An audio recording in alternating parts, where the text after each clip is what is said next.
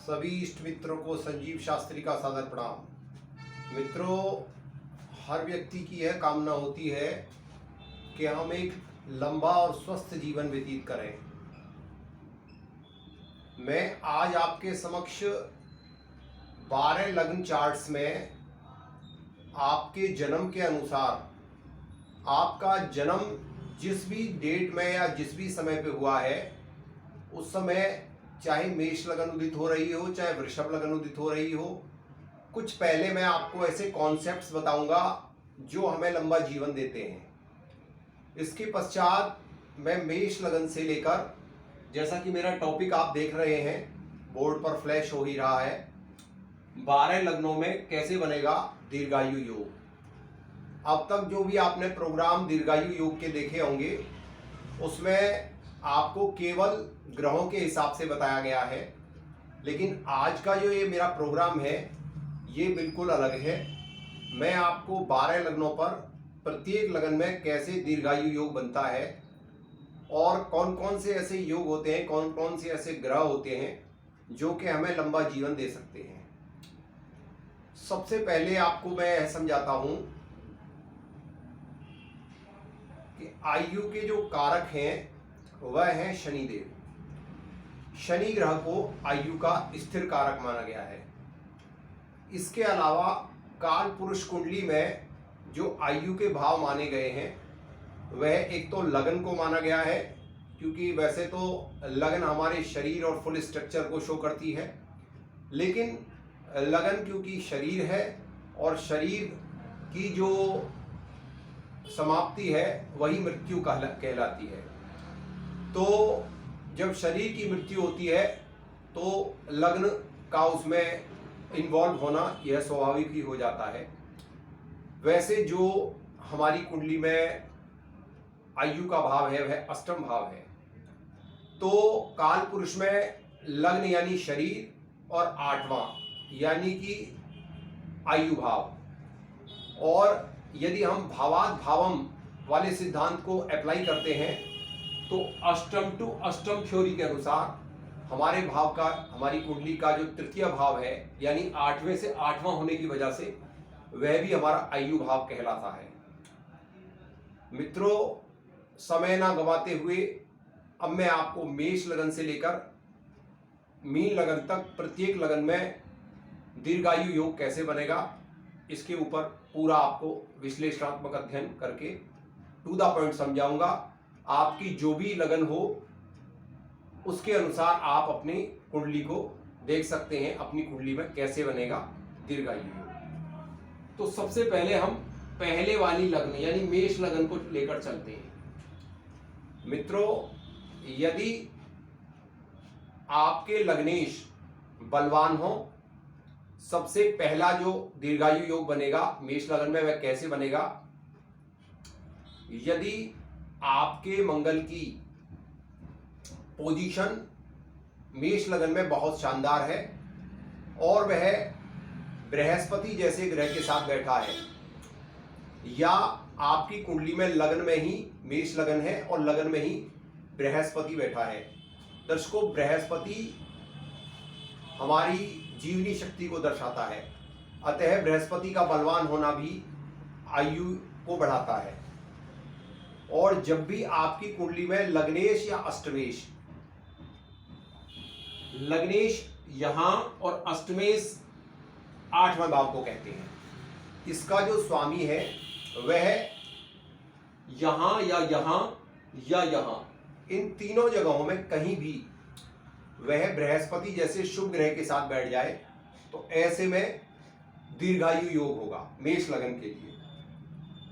इसके पश्चात यदि लग्नेश अष्टम भाव पर स्वग्रही दृष्टि दे, यानी कि मंगल कहीं भी बैठकर इस भाव को दृष्टि दे रहा हो, आयु भाव को देख रहा हो, यानी कि आयु का मालिक आयु को देखेगा तो आयु की वृद्धि करेगा।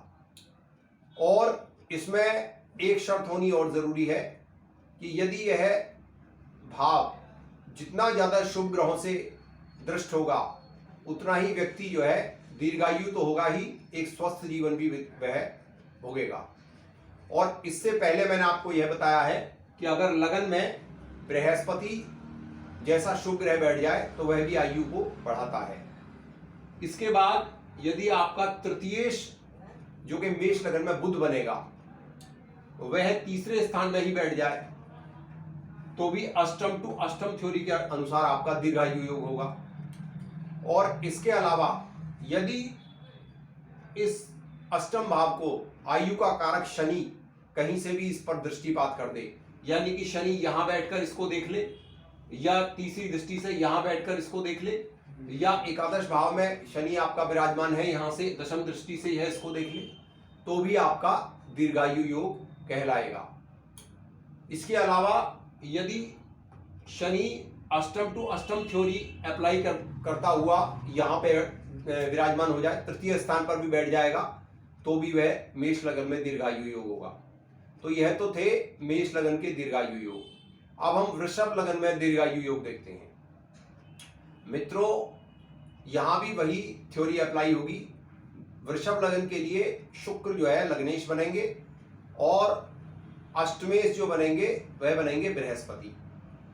तो सबसे पहला जो दीर्घायु योग का कॉन्सेप्ट है वह यह है कि आपकी कुंडली में लग्नेश और अष्टमेश जितने बली होंगे, आपकी कुंडली में लग्नेश और अष्टमेश पर जितने ज्यादा शुभ प्रभाव होंगे, यानी बृहस्पति नैसर्गिक शुभ ग्रह है और वह जीवनी शक्ति का कारक है।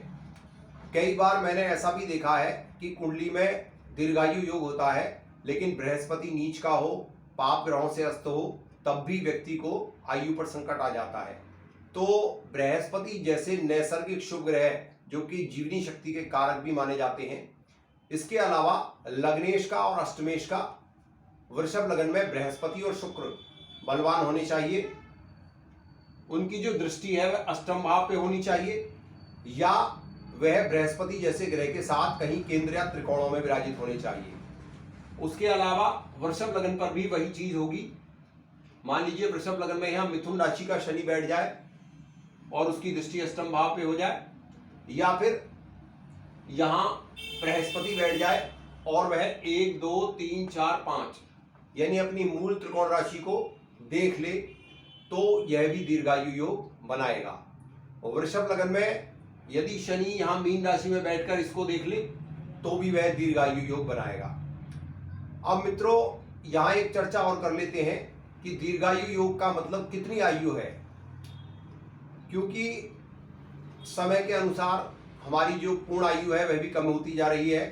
खान पान और आबो हवा के अनुसार हम जो है अपनी आयु को खोते जा रहे हैं। तो वर्तमान में 80 वर्ष 70 से 80 वर्ष के करीब के जो अभी वर्तमान में जो आयु है पूर्ण आयु मैं उसको मानता हूं 80 वर्ष के करीब जो है दीर्घायु योग माना जाएगा। यानी कि यदि कोई व्यक्ति वर्तमान में 2023 में जब मैं वीडियो बना रहा हूं इस समय यदि कोई व्यक्ति 80 वर्ष तक जी रहा है तो वह दीर्घायु योग कहा जाएगा। चलिए अपने इस टॉपिक को आगे बढ़ाते हुए अब मिथुन लगन पर चलते हैं। मिथुन लगन में आपका लग्नेश बनेगा बुध और आपका अष्टमेश जो बनेगा, क्योंकि यहां 3 4 5 6 7 8 9 10 यानी कि शनि। तो यहां एक बात मैं और आपसे कह देना चाहता हूं कि दीर्घायु योग में आप यह अवश्य देख लें कि आपकी कुंडली में जितने ज्यादा पूर्ण आयु दीर्घायु के योग बनेंगे, यदि आपकी कुंडली में लग्नेश लगन में होगा वह बृहस्पति के साथ होगा, या फिर अष्टमेश अष्टम में होगा वह बृहस्पति के साथ होगा, या फिर तृतीय भाव में होगा वह शनि के साथ होगा। अगर किसी व्यक्ति की कुंडली में सारे योग बन रहे हो, यानी कि लग्नेश या अष्टमेश भी बृहस्पति के साथ हो और तृतीयेश भी शनि के साथ हो और तृतीयेश वग्रही हो, तो जितने ज्यादा पूर्ण आयु या दीर्घायु के योग बनेंगे आयु उतनी ही लंबी होगी। यह बात बिल्कुल सत्य और प्रामाणिकता के आधार पर है। यहां एक बात और हो जाती है कि लगन में हम सूर्य को कारक मानते हैं। तो अगर आपको दीर्घायु योग भी है और आप पूर्ण स्वस्थ रहना भी चाहते हैं तो उसमें आप सूर्य की पोजीशन जरूर देख लें। जिन लोगों की कुंडली में प्रथम भाव के कारक सूर्य बलवान होंगे तो वह अपने पूरे जीवन में स्वस्थ भी रहेंगे और दीर्घायु भी रहेंगे। लेकिन दोस्तों, दीर्घायु होने का मतलब यह बिल्कुल नहीं है कि अगर आप बीमार रहते हैं, परेशान हैं, तो आपकी आयु कम होगी। आयु का बीमारी से कोई लेना देना नहीं है, क्योंकि हमारी कुंडली में कुछ योग ऐसे होते हैं जो हमें अस्वस्थ रखते हैं, लेकिन अगर हम पूर्ण आयु लेकर पैदा हुए हैं तो हमारी आयु जो है वह पूर्ण ही रहेगी। चाहे हम बीच बीच में बीमार होंगे, हमें मेडिसिन की जरूरत पड़ेगी, तो हम ठीक होते रहेंगे। तो मिथुन लगन में बुध की पोजीशन आप जरूर देखें कि बुध आपकी कुंडली में यदि लगन में बैठा हुआ है तो, या फिर लगन पर किसी प्रकार से बुध पर लग्नेश की दृष्टि, उसकी बृहस्पति की दृष्टि जा रही है, और अष्टम जो भाव का मालिक है वह शनि है, और शनि कहीं अष्टम भाव में ही बैठा हो तो भी पूर्ण आयु योग, और कहीं तीसरे, छठे और 10वें भाव में मिथुन लगन में शनि बैठ जाए और वह अष्टम भाव को देख ले तो भी कहीं ना कहीं जातक पूर्ण आयु योग प्राप्त करेगा। 3, 4, 5 तृतीय जो है मिथुन लगन में बनेंगे सूर्य। यदि कहीं तीसरे भाव में सूर्य बैठ जाए और इनके साथ यदि शनि बैठ जाए, तो वैसे तो सूर्य और शनि एक दूसरे के शत्रु हैं, लेकिन फिर यह आयु में वृद्धि ही करेंगे, क्योंकि शनि को आयु का कारक माना जाएगा और अष्टम से अष्टम थ्योरी के अनुसार मिथुन लगन में यह पूर्ण आयु योग होगा, यानी दीर्घायु योग होगा। अब कर्क लगन को ले लेते हैं। कर्क लगन में यदि चंद्रमा के साथ बृहस्पति लगन में बैठ जाए तो यह पूर्ण आयु योग होगा, दीर्घायु योग होगा। इसके बाद 4, 5, 6 यानी बुध उच्च राशि में यहां बैठ जाए तो भी दीर्घायु योग होगा, और इसके अलावा 11 यहां पे 11 नंबर होगा, यानी शनि की मूल त्रिकोण राशि होगी। दर्शकों, जब जब यानी मिथुन और कर्क लगन में, क्योंकि शनि आयु के मालिक ही होते हैं, तो ऐसी कंडीशन में ज्यादातर अगर और ग्रह कमजोर भी हों तो भी, क्योंकि यहाँ के अष्टमेश जो है वह शनि बनेंगे, तो आयु जो है पूर्ण ही होती है। लेकिन इसमें वही बात है जो मैं आपसे पहले बता रहा था कि बृहस्पति को हम जीवनी शक्ति का कारक मानते हैं। मैंने बहुत सारी जन्म पत्रियों में ऐसा देखा है कि कहीं ना कहीं यदि उनका जो बृहस्पति है वह नीच का हो गया है तो कहीं ना कहीं आयु योग खंडित हो गया है। बृहस्पति को अवश्य देखें। सबसे ज्यादा प्रायोरिटी जो है वो बृहस्पति की है। जो मेरा अपना व्यक्तिगत अनुभव है उसके अनुसार यदि बृहस्पति आपका बहुत ज्यादा पाप प्रभाव में है तो आपको आयु आपकी क्षीण कर सकता है। इसके अलावा कर्क लगन में आप यह देख लें कि आपके तृतीय भाव में बुध बैठे हैं और इसके साथ कहीं यहां पर शनि बैठ जाए तो आपका दीर्घायु योग होगा। यहां शनि बैठ जाए तो भी दीर्घायु योग, और यहां से शनि तृतीय भाव को देख लें तो भी दीर्घायु योग होगा। इस तरीके से आप दीर्घायु योग कर्क लगन में देख सकते हैं। इसके अलावा अब जो नेक्स्ट है वह है सिंह लगन। सिंह लगन में जो अष्टमेश बनेंगे वह बृहस्पति होंगे और लग्नेश होंगे सूर्य। तो काल पुरुष में सूर्य को हम लगन का कारक मानते हैं। यदि सिंह लगन हो और लगन में ही सूर्य बैठे हों और कहीं ना कहीं से अष्टमेश बृहस्पति को, बृहस्पति स्वयं देख लें अष्टम भाव को तो भी दीर्घायु योग बनेगा। और 5, 6, 7 और कहीं शुक्र तृतीय भाव में बैठ जाए और इन पर बृहस्पति जैसे ग्रह का शुभ प्रभाव हो या इनके साथ शनि की युति हो जाए, यानी कि सिंह लगन हो और तृतीय भाव में शुक्र और शनि की युति हो जाए, इस तरीके से आप जो है सिंह लगन में दीर्घायु योग देख सकते हैं। अब हम कन्या लगन में दीर्घायु योग देखते हैं।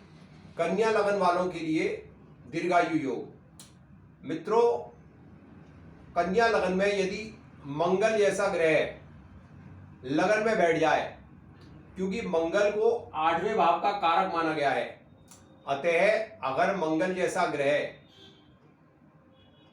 लगन में बैठ के, यानी कन्या राशि में मंगल बैठ के और इस भाव को देख ले तो वह क्या करेगा, वह अपने स्वभाव को देखेगा, क्योंकि यह उसका मेष राशि यहाँ पे पड़ेगी, तो मेष राशि में मंगल मूल त्रिकोण राशि में हो जाएंगे तो भी दीर्घायु योग बनेगा। इसके अलावा कन्या लगन हो, लगन में उच्च का बुध हो और अष्टमेश भी कहीं बलवान हो और इन दोनों पर बृहस्पति जैसे शुभ ग्रह का एस्पेक्ट हो तो भी दीर्घायु योग बनेगा। 6, 7, 8 कन्या लगन वालों के लिए मंगल जो है वह तृतीयेश और अष्टमेश बनता है। तो कन्या लगन वालों के लिए जो दीर्घायु योग है उस पर सबसे ज्यादा जो डिपेंड करेगा वो मंगल पे करेगा, क्योंकि दोनों ही आयु के भाव यानी अष्टम और अष्टम से अष्टम ये जो है मंगल के कमांडिंग में होंगे। तो मंगल यदि केंद्र त्रिकोणों में बैठ जाए और वह शुभ प्रभाव में हो, बृहस्पति जैसे ग्रह के प्रभाव में हो, हालांकि कन्या लगन में बृहस्पति को केंद्राधिपति दोष लगता है, लेकिन यदि वह अपने शुभ वर्गों में हो यानी षोडश वर्ग जो होते हैं 16 प्रकार की वर्ग कुंडलियां, उनमें भी बृहस्पति की पोजीशन अच्छी हो, तो ऐसी कंडीशन में दीर्घायु योग। अब हम तुला लगन ले लेते हैं। तुला लगन में तो शनि कारक ही माने जाते हैं और तुला लगन में लग्नेश और अष्टमेश स्वयं शुक्र होते हैं। तो अगर आपकी तुला लगन है और तुला लगन में शुक्र आपके स्वग्रही बैठे हैं, मित्र राशि में बैठे हैं, स्वक्षेत्री बैठे हैं, शुभ भावों से शुभ ग्रहों से युक्त होकर बैठे हैं, और 7, 8, 9 और बृहस्पति क्योंकि तृतीय भाव का भावेश बनेगा, और यदि वह शनि के साथ युति संबंध बना ले या केवल अकेला शनि भी यहाँ बैठ जाएगा तो भी दीर्घायु योग होगा। इस प्रकार से आप दीर्घायु योग तुला लगन में देख सकते हैं। और तुला लगन में क्योंकि अष्टमेश और लग्नेश जो है शुक्र बनेंगे, तो शुक्र का बलवान होना तुला लगन में आपकी दीर्घायु योग के लिए सबसे पहली प्राथमिकता कही जाएगी। अब वृश्चिक लगन ले लेते हैं, और वृश्चिक लगन में आपका लग्नेश बनेगा मंगल और आपका अष्टमेश बनेगा बुध। तो क्योंकि यहाँ 3 नंबर आएगा, तो मंगल और बुध की पोजीशन आप देख लें, यदि वह स्ट्रांग है तो आपका दीर्घायु योग होगा। मित्रों 8, 9, 10 यहाँ पर यदि मकर का शनि है और यहाँ आपकी वृश्चिक लगन है और शनि आपका तृतीय भाव में बैठा है तो भी वह दीर्घायु योग होगा। और यदि कहीं से आपके अष्टम, षष्ठम और एकादश भाव को शनि देख रहा है तो भी दीर्घायु योग बनेगा। धनु लगन को ले लेते हैं। धनु लगन में आपका जो है लग्नेश बनेगा बृहस्पति और अष्टमेश आपका बनेगा चंद्रमा। तो चंद्रमा तो स्वयं राशि का निर्माण करता है, तो यदि आपका धनु लगन है और आपका चंद्रमा बलवान है तो आपका दीर्घायु योग बनेगा। इसके अलावा बृहस्पति आपका स्वयं लग्नेश होगा और वह कहीं ना कहीं अगर लगन में ही बैठ जाए तो दीर्घायु योग बनेगा, और यदि वह अष्टम में उच्च का बैठेगा तो भी दीर्घायु योग बनेगा। और 9, 10, 11 आपकी जो मूल त्रिकोण राशि है शनि की वह आपके तृतीय भाव में आएगी, और यदि शनि कहीं मकर राशि में ही बैठा होगा तो भी अपने मूल त्रिकोण राशि की वृद्धि ही करेगा, और उसकी 7th एस्पेक्ट यहाँ अष्टम भाव पे आयु के भाव पे पड़ेगी तो भी दीर्घायु योग बनेगा। अब हम क्रमशः मकर लगन को ले लेते हैं। मकर लगन में स्वयं लग्नेश होते हैं शनि। यदि शनि बहुत ज्यादा पाप और क्रूर संज्ञक ग्रहों के साथ युति संबंध बना रहे हो तब वह आयु छीण कर सकते हैं, अन्यथा की स्थिति में आप का यदि शनि कहीं लग्न में ही बैठ जाए या अष्टम में बैठ जाए, मकर लगन होगी तो आपकी अष्टम भाव में सिंह राशि आएगी, और कहीं सूर्य आपका पीड़ित हो, सूर्य आपका राहु के साथ हो, शनि के साथ हो, और वह कहीं नेष्ट भाव में बैठ जाए, जैसे 11वें भाव में बैठ जाए या कहीं 6ठे भाव में बैठ जाए, तो आपको रोग तो देगा लेकिन आपकी आयु को कहीं ना कहीं वह बढ़ा देगा। अगर आपकी कुंडली में मकर लगन है और मकर लगन में 10, 11, 12 बृहस्पति आपका तृतीय भाव में ही बैठ जाए तो पूर्ण आयु योग होगा यानी दीर्घायु योग होगा। इस प्रकार से आप प्रत्येक लगन में यह देख लें कि लग्नेश और अष्टमेश बलवान हो, यह बृहस्पति जैसे शुभ ग्रहों के साथ बैठे हो। यदि ऐसा भी ना हो तो बृहस्पति लगन में अगर बैठते हैं तो वह कुंडली के 1 लाख या 1.25 लाख दोषों को दूर करते हैं। सबसे पहला जो सूत्र है वह यह भी है कि बृहस्पति जो है वह कुंडली के जीवनी शक्ति के कारक हैं, तो बृहस्पति किसी प्रकार से शुभता लिए हुए हैं और विशेष बलवान है तो भी आपको दीर्घायु योग प्रदान करेंगे। अब कुंभ लगन में यदि हम दीर्घायु योग देखें तो लग्नेश बनेगा शनि और अष्टमेश बनता है इसमें बुध। तो यदि हम देखें तो हमारे जो सुपरस्टार हैं अमिताभ बच्चन साहब, जो अभी लगभग 78वां या 79वां जन्मदिन मना चुके हैं, जो दीर्घायु योग है जिनकी कुंडली में, तो अगर हम उनकी कुंडली में देखें तो उनकी कुंडली में 8वें भाव में 5 या 4 ग्रहों की युति है और अष्टमेश जो है बुध वह उच्च राशि में विराजमान है। तो जैसा कि मैं आपको उदाहरण से अब तक समझा रहा हूं, तो हमारे जो सुपरस्टार हैं अमिताभ साहब, उनकी कुंडली में भी आप जो है प्रत्यक्ष रूप से देख सकते हैं कि उनका अष्टमेश भी बलवान है और उनका लग्नेश जो है वह कुंभ उनका लग्न है और लग्नेश उनका स्वयं चौथे भाव में मित्र राशि में यानी कि शुक्र की राशि में विराजित है। तो अमिताभ बच्चन साहब की कुंडली में कुंभ लग्न में साफ दृष्टिगोचर होता है कि उनकी कुंडली में 8वें घर का यानी आयु का मालिक उच्च राशि में, यानी कि आयु जो है वो लंबी है, ऊंची है, तो वो दीर्घायु योग है। हालांकि बीच में एक फिल्म की शूटिंग के दौरान उनके घूसा भी लगा था, लेकिन वह इस समस्या से उबर गए। क्यों उबर गए? क्योंकि उनकी कुंडली में 8वां भाव मजबूत है और अष्टमेश उनका उच्च राशि में है और लग्नेश स्वयं चौथे भाव में अपनी मित्र राशि शुक्र की राशि में विराजित है। तो ओवरऑल इस तरीके से आप देख सकते हैं। और अमिताभ बच्चन साहब की कुंडली में स्वयं बृहस्पति यहाँ पे 6th हाउस में उच्च राशि में बैठे हैं, जो कि उनकी कुंडली में काफी बलवान स्थिति में है। उच्च राशि का शुक्र बृहस्पति तो बलवान माना ही जाएगा। तो इस प्रकार आप जो है कुंभ लग्न में भी देख सकते हैं कि आप दीर्घायु योग आपके कैसे बनते हैं। तो लास्ट जो लग्न है हमारी वह है मीन लगन। मीन लगन में आपके आयु का जो मालिक बनेगा वह शुक्र बनेगा। मीन लगन में दर्शकों शुक्र की जो पोजीशन है वह आयु बढ़ाने के लिए, दीर्घायु योग के लिए सबसे ज्यादा रेस्पॉन्सिबल होगी। क्यों? क्योंकि 12 लग्नों में केवल ये 2 लग्न ऐसी हैं, एक तो कन्या लग्न और एक मीन लगन। कन्या लग्न में मंगल अष्टमेश और तृतीयेश बनने से बहुत ज्यादा रेस्पॉन्सिबल प्लैनेट होगा, जो कि दीर्घायु योग बनाएगा। और मीन लगन में शुक्र तृतीयेश और अष्टमेश होने से वह भी बहुत रेस्पॉन्सिबल होगा दीर्घायु योग बनाने के लिए। तो यदि मीन लगन हो, कन्या लगन हो, तो देख लें कि मंगल और शुक्र की पोजीशन यदि बहुत साउंड है, वह केंद्र में बैठा है, स्वग्रही होकर बैठा है, त्रिकोण में बैठा है, तो शुभ ग्रहों से दृष्ट होकर बैठा है, या फिर शनि की पोजीशन भी स्ट्रांग है। तो मैंने जैसा कि आपको बताया है कि जितने ज्यादा जो है आपकी कुंडली में लंबी आयु के योग होंगे, लग्नेश लगन में बैठा हो, तृतीय भाव में शनि के साथ बैठा हो, अष्टम भाव में अष्टमेश बैठा हो, है ना, और इन पर जो है कहीं ना कहीं गुरु जैसे नैसर्गिक शुभ ग्रह की दृष्टि आ रही हो, और मीन लगन में तो शुक्र सबसे ज्यादा जिम्मेदार है ही, तो शुक्र कहीं से पाप प्रभाव में ना हो, बहुत ज्यादा पीड़ित ना हो। और यदि आपकी कुंडली में लग्नेश और अष्टमेश अथवा तृतीयेश पर भी अगर शुभ बृहस्पति की एस्पेक्ट आ जाए कहीं से भी, तो भी दीर्घायु योग होगा। तो मित्रों, जहां तक मैं समझता हूं, आपने सभी जो भी आप मेरे दर्शक मुझसे पूरी शुरू की से ही आप मेरे वीडियो को जो वीडियो पर बने हुए हैं, वह मेरी जो ये पूरी आपको सीरीज थी 12 लग्नों की और दीर्घायु योग की, यह आपके अच्छी तरीके से समझ में आ गई होगी। अगर ना भी समझ में आ रही हो तो जो मेरा नंबर है 9758821165, यह मेरा व्हाट्सअप नंबर है।